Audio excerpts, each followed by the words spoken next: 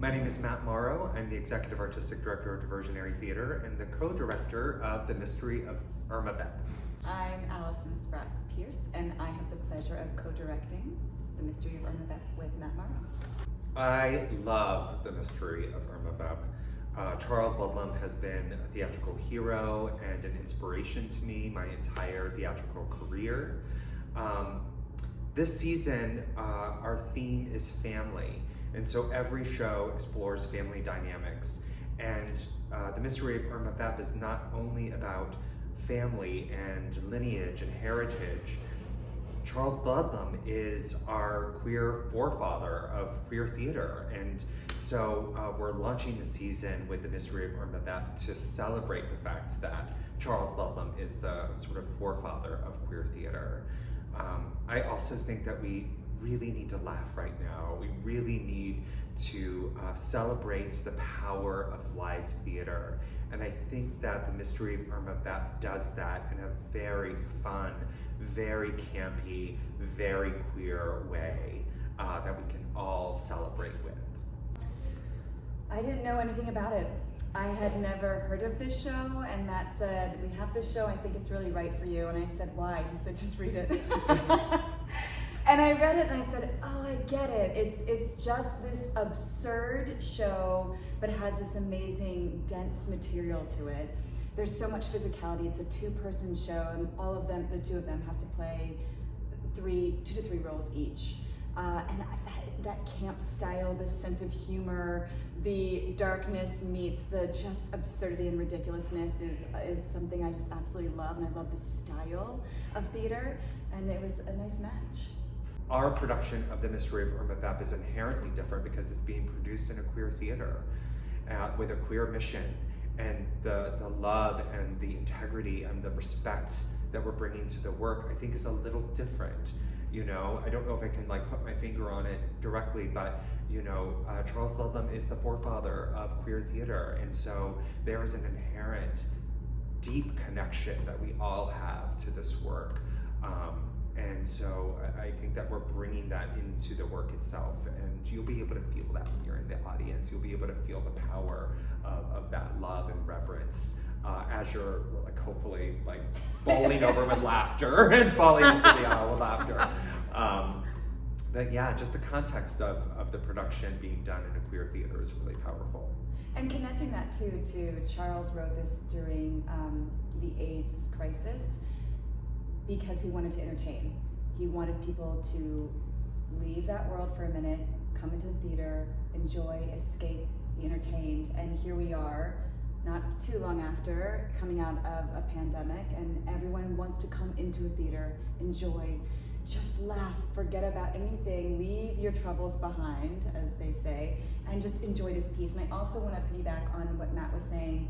One of the themes that you said in the very beginning was that people aren't who you think they are. There's always something behind, there's always a mystery behind who people really are. And I think that connects to queer identity a lot, of not being able to be seen, not being able to be really who you are. And I think Ludlam really dove into that, into this show, because everyone is playing different roles, but also you don't know who they really are. And then there's some of those moments that you can. And I think that we've really, in our interpretation, I think we've threaded that through the scenic design, the costume design. It's, you look at something and you think it looks perfectly normal, and then all of a sudden something happens, lights, thunder, secrets are exposed, a vampire comes in, and things look different. And if you look closely, something is a little bit more different than you thought it was. And I think that's some fun of the mystery that we have here too. I mean, what I love about our production is that I've been surprised by what we're finding. I don't want to give anything away, but in terms of leaning into the joy and the campness of it all, we are finding new musical selections that I think are pretty fun, and pretty surprising. And thread into the horror genre of it all, and the time period of when it was written. Those are the little gems that we'll leave. Yeah. I think that's really good to note that there are really sort of 3 time periods that we're addressing.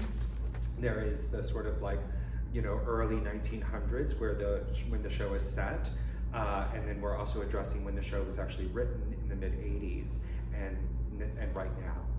And so like taking those three time periods and swirling them together and letting that inform some of our artistic choices has been really fun and exciting. Yeah, and I think there'll be things in the audience where people will say, oh my gosh, I know that reference, or I get that, or oh my gosh, that song, or that sound, there's sounds that you'll hear and you're like, oh my gosh, where's that from? I know that sound, so there are these things that everyone hopefully can grab onto and just have the nostalgia, or have something that's like, oh my gosh, I haven't heard that or seen that or thought of that in so long, and hopefully they're having a lot of those. My favorite line in the show is, it's so stupid. Do you? Yeah, I know. Oh my God. No, that's good. Cat Walked Over My Grave is good. But it's a little behind.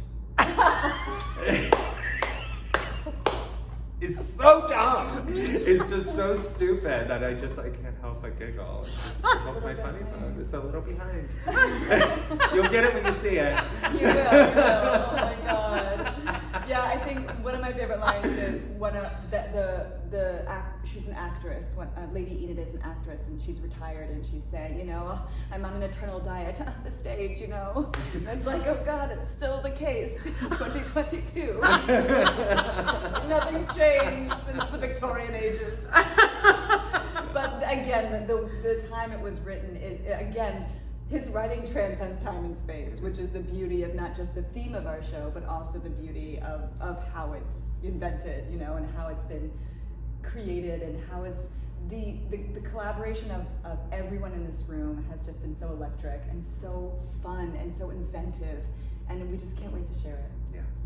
When I was thinking about who should direct this, Allison came to mind because I've had such a pleasure working with her in the past, not only on The Loneliest Girl in the World, but also, what else did we do together? We did galas, we did 86. And 86, and readings. Tons of readings, and literally Allison is one of the funniest people I know.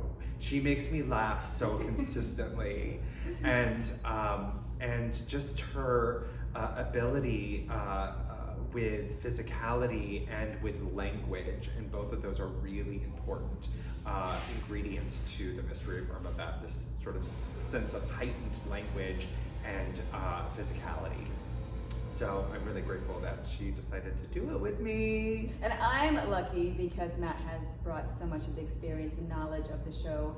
He directed it many years ago, but I think we've just really been able to find this beautiful mix together of our strengths, more of my weaknesses, but a lot of his strengths. No, it's so great to tag in and tag out of rehearsal, as we're staging. It's really great to just pass off leadership so fluidly, and Luke and Brian are also just so in sync with us. It just feels so natural and organic.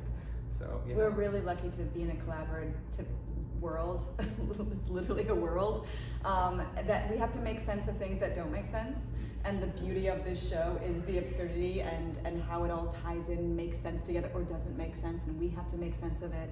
And so everyone listening to each other and saying, what's working? Let's try this, let's try that. It's a beautiful thing. And I think it's very rare to have a room of really incredible, beautiful people that actually have fantastic talent. So we're really lucky.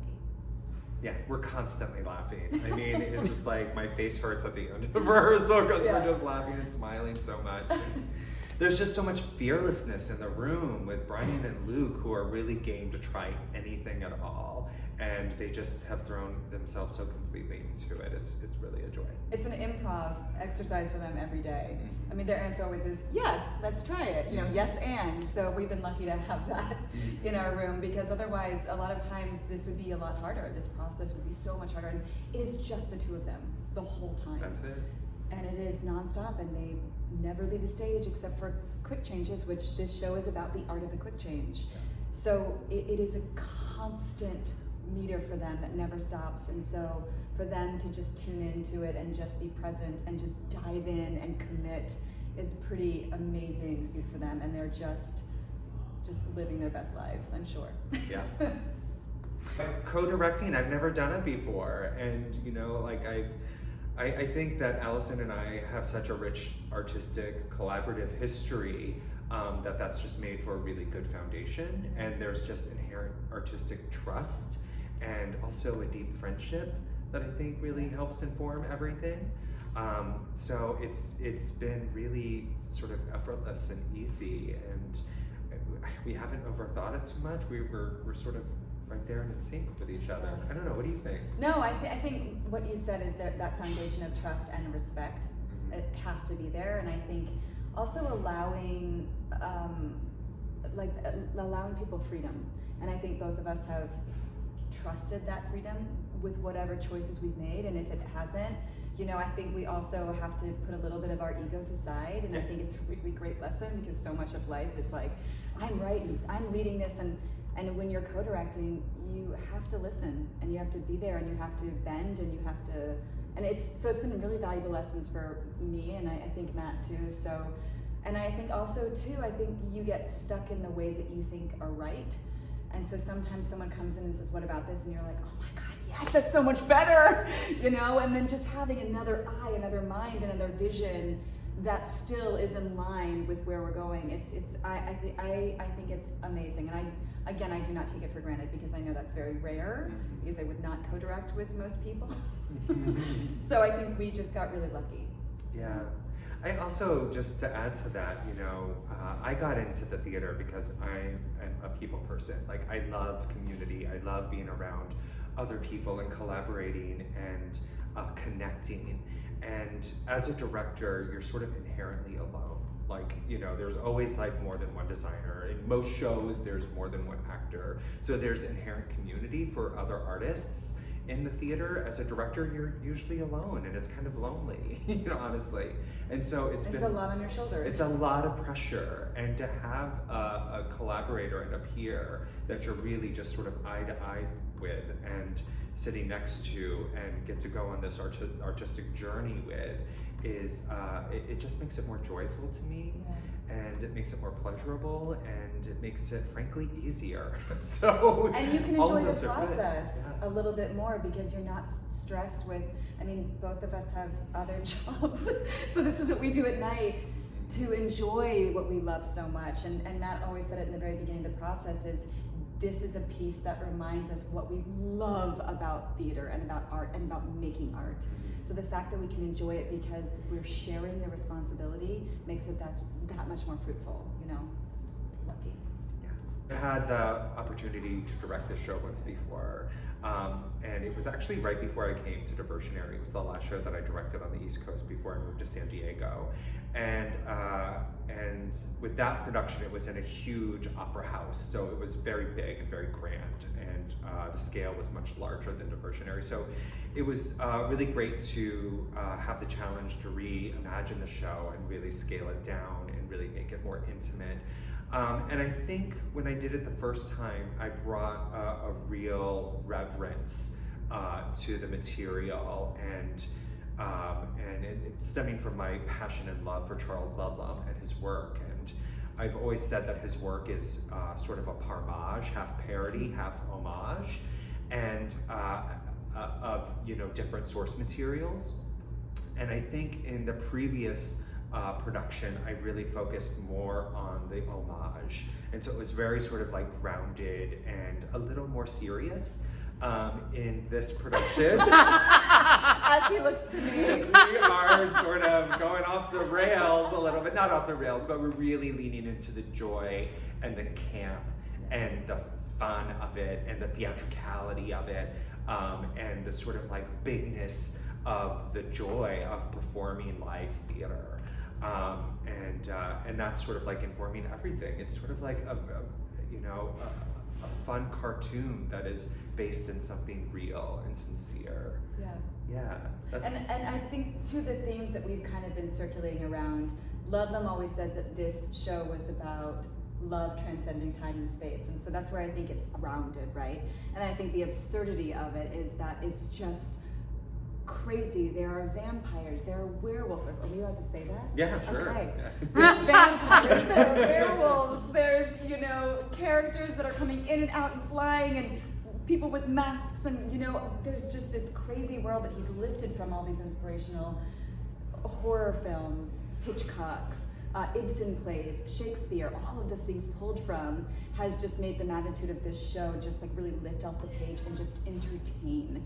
And that is one of our missions for this show, is to just entertain. But also, I love Ludlum because he's planted all these seeds that if you really listen and you think about when he wrote it in the 80s during the AIDS crisis, you'll think, why was he writing it? Or what's that specific thing say? Or what does that mean? And you really do hear the depth and the density and the beauty of the language that he wrote. So we want people to come back, and we want it to be an interactive experience, and we want the audience to kind of be involved and start to get the little, you know, all the little things and these gems that Ludlum lends us. And so keep coming back and enjoy this amazing art craft. Yeah, I mean, I think just to add to that, I think, you know, it's hilarious. The show is very much about the joy of theater and making people laugh. As Allison mentioned, it was written at the height of the HIV/AIDS epidemic at Ground Zero in the West Village of New York City. And I think that he really wanted to uplift the community and make them laugh. But the play also has a lot on its mind in terms of its more serious themes. So you get both, the best of both worlds. You get like this sort of campy, hilarious, ridiculous story that's couched in these very real themes about love transcending life and identity, who we are as people, and how it's sort of impossible to truly know one another, but there is such love and such honor in the in trying to know each other, and he does it so skillfully, like just sort of like threading these themes into this ridiculous heightened story. It's just so delicious and yummy to work on, and can't wait to share it with our community.